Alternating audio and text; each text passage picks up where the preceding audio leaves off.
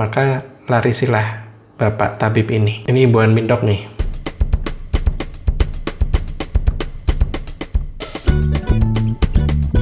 Hai, ketemu lagi di channel YouTube-nya Kortugi, Broadcaster of Daily Awareness. Setiap hari, banyak sekali masyarakat atau teman sejawat yang mengirimkan DM berupa informasi atau laporan-laporan menarik.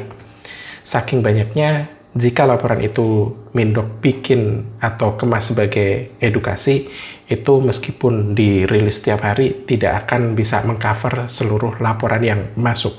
Nah, laporan yang seru yang akan kita angkat hari ini adalah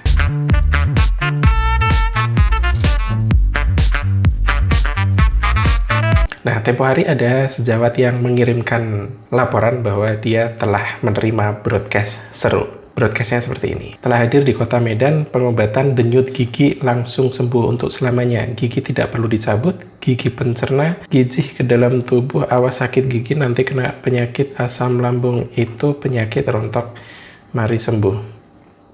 Dari kalimatnya susah dicerna, maksudnya apa? Tapi yang jelas dari kalimat ini kita bisa pastikan bahwa orang tersebut kurang terliterasi ya. Jadi kalau kita melihat bahasanya sih, sepertinya kita tidak perlu khawatir berlebihan seperti kita mengkhawatirkan tukang salon gitu. Karena dengan tingkat literasi seperti ini, itu juga nantinya segmentasi dari jualannya atau produk yang ditawarkan tidak akan seluas tukang salon gigi. Nah, kita lihat nih di sini belum jelas ya. Nah, ini pengirimnya. Nah, ini dia yang lebih jelas. Ada brosur yang tulisannya adalah herbal alternatif.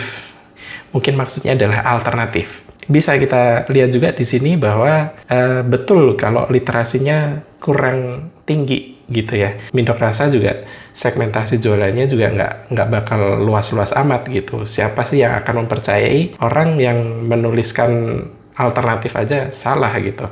Nah, kita baca dulu. Pengobatan gigi tanpa dicabut langsung, sembuh tanpa efek samping pada ibu hamil dan ibu menyusui. Untuk ibu hamil dan ibu menyusui ini jangan sembarangan mengkonsumsi apapun tanpa pengawasan atau anjuran dari dokter, karena bisa-bisa akan membahayakan si janin, kemudian membahayakan bayinya kayak gitu. Gigi sumber segalanya untuk mencerna gizi masuk ke dalam tubuh, lama-lama sakit gigi terjadi luka lambung atau asam lambung. Nah, keluhan sakit, gigi berlubang, apapun masuk ke dalam lubang gigi tidak sakit apabila sudah diobati. Kita nggak tahu nih obatnya apa karena tidak disertakan di sini. Gigi tunggul, mungkin maksudnya adalah gigi yang sisa akar kali ya. Bisa gigit yang keras tidak sakit katanya.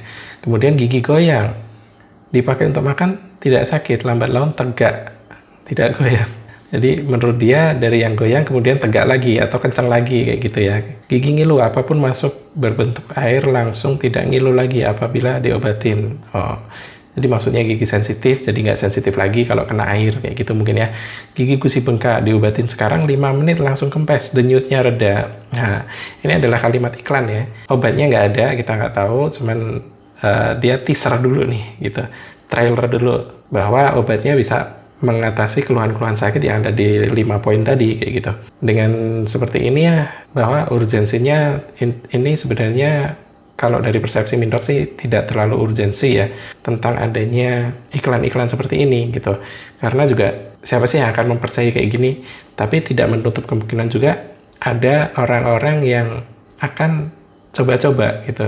Segmentasinya adalah orang yang sedang coba-coba karena upayanya dalam mengatasi gigi sakit itu sudah mentok. Jadi kemudian dia akan mencoba sesuatu yang belum dia coba. Salah satunya adalah ini.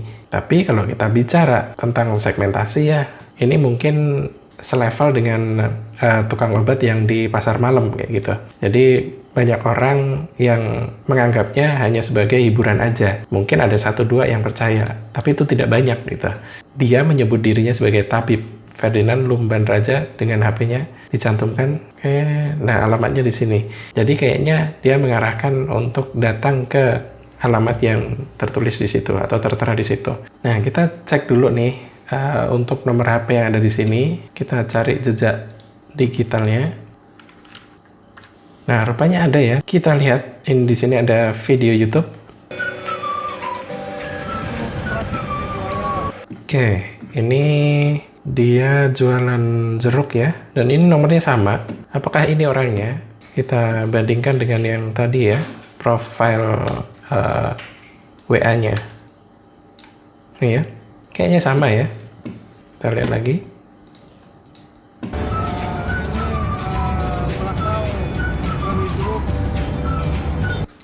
Nah, ini ternyata si bapak ini jualan minuman jeruk peras ya.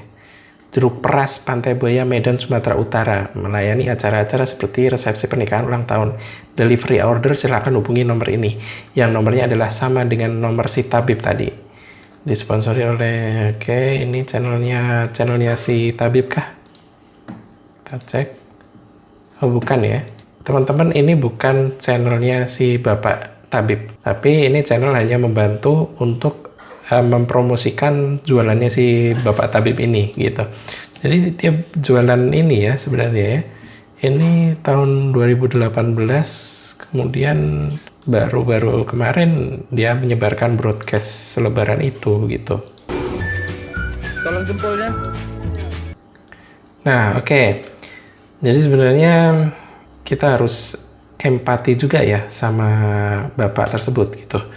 Karena mungkin kondisi ekonomi atau apalah alasannya dia beralih profesi atau mungkin mencari tambahan rezeki gitu dari buka perawatan alternatif tadi gitu. Dan sekali lagi kalau kita melihat segmentasi si bapak, kemudian level literasinya, kemudian tingkat wawasannya atau pengetahuannya, itu juga tidak akan mendatangkan pangsa pasar yang segmentasinya luas kayak gitu. Jadi dengan adanya brosur tadi sih urgensinya nggak terlalu besar gitu. Mungkin 1 atau 2 orang aja yang percaya yang dia akan memanfaatkan layanan alternatif tersebut setelah upaya untuk menyembuhkan giginya itu mentok dan tidak ada cara lagi untuk dicoba gitu. Makanya dia akan coba ke layanan tabib alternatif biasanya gitu. Bukan ke dokter, tidak ke dokter dulu biasanya, tapi ke tabib dulu gitu. Mungkin segmentasinya di situ. Tapi kalau kita bicara segmentasi yang lebih milenial, kayaknya juga sedikit yang akan percaya tentang brosur tadi kayak gitu kan. Nah, dari video ini kita bisa lihat ya bahwa aktivitas si bapak ini entah sekarang masih atau udah berhenti, dia adalah penjual jeruk peras kayak gitu.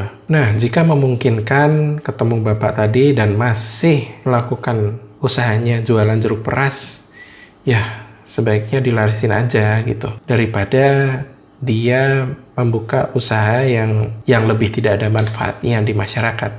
Maka larisilah bapak tabib ini. Ini himbauan Mindok nih. Jadi untuk mengurangi orang-orang yang beralih profesi membuka usaha yang tidak ada manfaatnya, sedangkan dia sebelumnya atau mungkin masih memiliki usaha yang lebih proper, yaitu jualan jeruk peras, maka larisilah usaha bapak ini daripada nanti jadi nukangin gigi orang, membuat alternatif perawatan-perawatan yang mungkin dari bahan-bahan herbal yang justru ada efek sampingnya terhadap kesehatan. Bahkan tadi juga dibilang aman untuk ibu hamil, untuk ibu menyusui. Nah, bagaimana jika 1-2 orang ini adalah beneran ibu hamil dan ibu menyusui yang coba-coba untuk perawatan alternatif yang mungkin dia belum pernah coba untuk upaya terakhirnya dalam mengatasi sakit gigi.